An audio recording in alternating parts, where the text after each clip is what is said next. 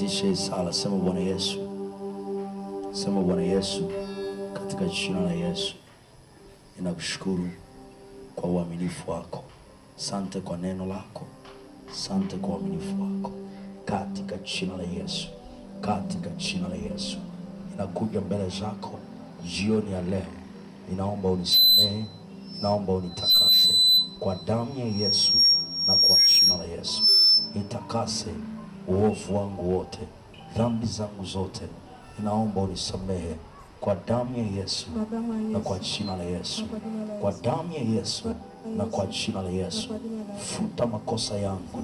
Futa makosa yangu kwa damu ya Yesu na kwa jina la Yesu.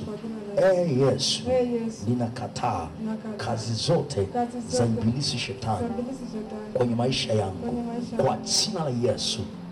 Kwa jina la Yesu na kwa damu ya Yesu. Yesu, Yesu, ninaomba neema yako saa hii Bwana. Ninaomba neema yako saa hii Bwana. Yesu Kristo wa Nazareti aliye hai. Bwana Yesu, tunakushukuru kwa ajili ya watoto wako hao. Asante kwa sababu wewe Bwana Yesu amekubali ya kwamba wewe Kristo ni Bwana na Mwokozi wa maisha yao. Katika jina la Yesu Kristo wa Nazareti aliye hai, tunafunga kila roho za kuwafuatilia kwenye maisha yao kwa damu ya Yesu na kwa jina la Yesu Kristo mwana wa Mungu aliye hai. Wamekubali yeye Bwana Yesu kwenye maisha yao ya kwamba wewe Yesu ni Bwana na Mwokozi wa maisha yao. Katika jina la Yesu, katika jina la Yesu, kila roho za giza, roho za mapepo kwa damu ya Yesu Kristo, roho zote za magonjwa, shida, laana, kwa damu ya Yesu Kristo wa Nazareti aliye hai, kwa damu ya Yesu Kristo wa Nazareti aliye hai, hakuna nafasi kwenye mioyo yao ewe Shetani. Kwa damu ya Yesu, kwa damu ya Yesu, kwa damu ya Yesu, kwa damu ya Yesu, inaruhusu moto wa Roho Mtakatifu kupita ndani yao kwa damu ya Yesu. Kwa damu ya Yesu.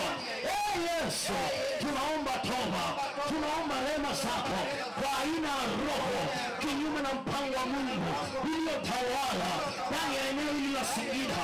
Kwa damu ya Yesu, kwa jina la Yesu, hiyo roho imepata nafasi kwa kanisani. Kwa damu ya Yesu, kwa damu ya Yesu, kwa damu ya Yesu.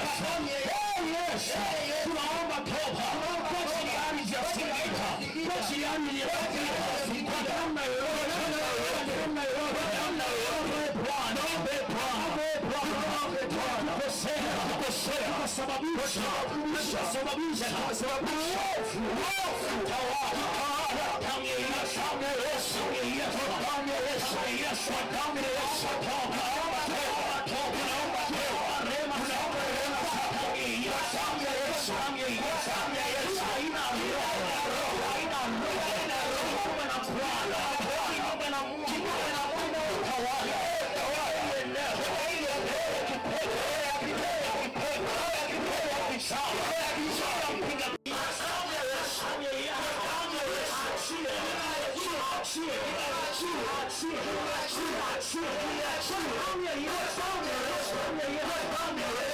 mkono wako mmoja mbele za Bwana, mwingine weka kwenye moyo wako.